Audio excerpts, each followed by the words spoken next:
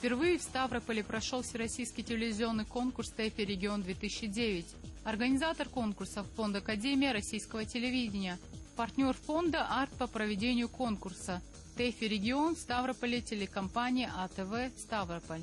Для журналистов Северо-Кавказского федерального округа это стало уникальной возможностью получить аккредитацию и бесплатно посетить мастер-классы и торжественную церемонию награждения финалистов конкурса ТЭФИ Регион-2009. В здании Ставропольского государственного аграрного университета прошли мастер-классы и тренинги с участием известных журналистов России. Здесь же со своей инициативой выступил руководитель Чеченской государственной телерадиокомпании «Грозный». Директор компании Саид Сельм Абдумуслимов предложил собравшимся проект Министерства Чеченской Республики по внешним связям, национальной политике, печати и информации. Согласно ему, планируется создать общекавказский телевизионный канал на базе чеченского телевидения. Помимо информационного вещания, проект Чеченской Республики предполагает выдачу в эфир тематических передач о каждой республике федерального округа. Это сблизит народы и поможет миру, а в особенности российскому зрителю, лучше узнать о ситуации на Северном Кавказе и сделать правильные выводы. Еще одним шагом к созданию общекавказского вещательного канала в Чеченской Республике можно считать участие чеченского телевидения на Всероссийском телевизионном конкурсе ТЭФИ Регион-2009, где филиал ВГТРК в Чеченской Республике получила право поездки на закрытие этого конкурса в город Калининград. Приглашение для чеченских журналистов получил директор ЧГТРК Грозный. Говоря о конкурсе ТЭФИ Регион-2009, стоит отметить, что он проводится в 18 номинациях, которые поделены на 2 тематических направления. А уже в Калининграде состоится заключительный этап всероссийского телевизионного конкурса ТЭФИ Регион-2009. На этой торжественной церемонии станут известны имена победителей конкурса по всем номинациям в обоих направлениях. Все лауреаты будут награждены неизменным призом – бронзовой статуэткой «Орфей». Министерство внутренних дел по Чеченской Республике приобрело в пользование милиции общественной безопасности 3 передвижных пункта видеонаблюдения. Новая техника была закуплена в рамках реализации республиканской комплексной программы профилактики правонарушений на 2008-2010 годы при непосредственной поддержке президента Чеченской Республики Рамзана Кадырова. К настоящему моменту аналогичные передвижные пункты видеонаблюдения используют только в городе Химки Подмосковной области. Чеченская Республика стала вторым субъектом Российской Федерации, которая приобрела подобные машины. Они станут большим подспорьем для профилактики и пресечения всевозможных правонарушений в круглосуточном режиме, особенно в период проведения массовых мероприятий. ППВ представляет собой автомобиль из семейства «Газель», на который установлено современное видеооборудование компании «Вокард Телеком», прошедшее сертификацию и одобрение Министерства внутренних дел России. Приобретенные машины уже переведены в Управление охраны общественного порядка милиции общественной безопасности МВД по Чеченской Республике и уже используются на практике. В перспективе МВД планирует приобрести еще дополнительные единицы этих машин. Установленные на новых машинах видеофиксаторы, помимо повышенной четкости изображения, имеют возможность 200-кратного увеличения видеокартинки. При этом современные видеокамеры предусмотрены как для работы на дневное время, так и ночное время суток. Радиус видеосъемки составляет 500 метров. Новейшие видеофиксаторы, установленные в ППВ, автоматически фиксируют нарушения, что позволяет минимизировать численность сотрудников на отслеживаемой территории до 1 человека. Система автоматически может выявить и то, что машины снабжены современной системой связи для оперативной передачи данных о правонарушениях. Отметим, что видеосъемка, сделанная усовершенствованным видеофиксатором, может быть использована в качестве неопровержимого доказательства в судебных разбирательствах.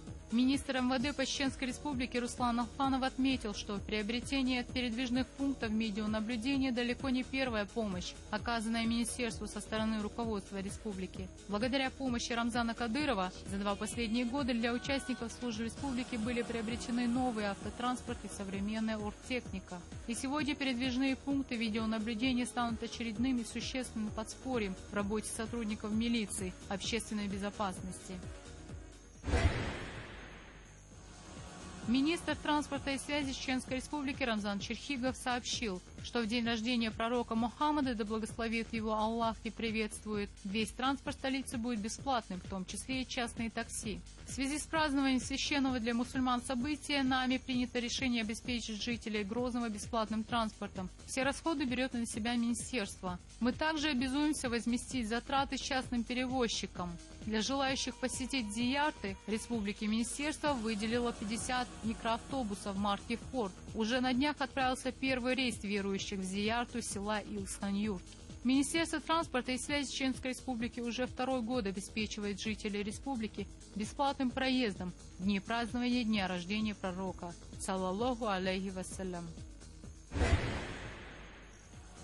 Центр Курчулоя, как известно, превратился в одну большую стройплощадку. Президент Чеченской Республики здесь частый гость. Процесс восстановления идет под его личным контролем. Президента Чеченской Республики Рамзана Кадырова в Курчулое сопровождали французские журналисты. Объективы их камер смогли запечатлеть возрождение Курчулоевского района. Президента также сопровождали председатель правительства Чеченской Республики, главы района и первый заместитель председателя парламента Чеченской Республики, руководитель оперштаба Салман Закриев. Европейские репортеры получили возможность заснять строительство восстановленных работ и все преобразования в регионе.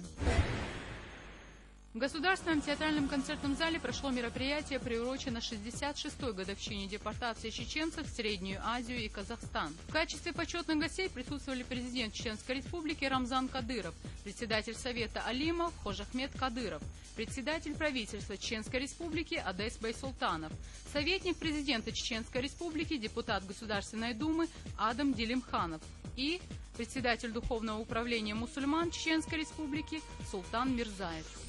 Здесь же стало известно, что президент Чеченской Республики Рамзан Кадыров подписал указ об установлении 23 февраля Днем памяти и скорби. Документ был прочитан на мероприятии.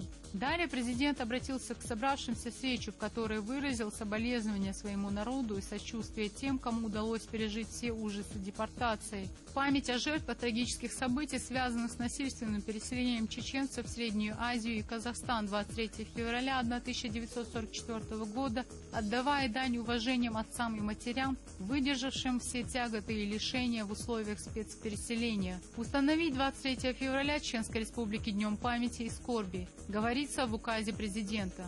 Также в своем слове он отметил, что депортация стала одной из самых страшных страниц истории чеченского народа. Мы не забудем тяжкие испытания, выпавшие на долю нашего народа, и сделаем все от нас зависящее, чтобы подобные трагедии не повторились. Сегодня каждый житель республики созидает во имя светлого будущего нашей Родины, подчеркнул Рамзан Кадыров. В ходе мероприятия была прочитана молитва Доа в память о жертвах депортации.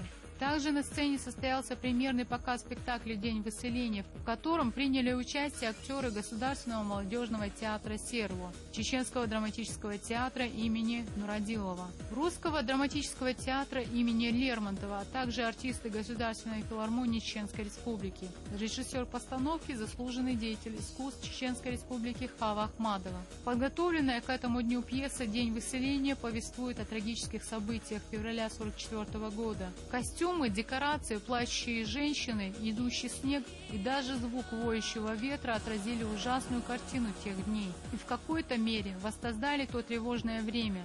Напомним, что в те годы было выселено до полумиллиона войнахов, часть депортированных погибла, даже не добравшись до пункта назначения, другая от болезней, холода и голода, уже после прибытия.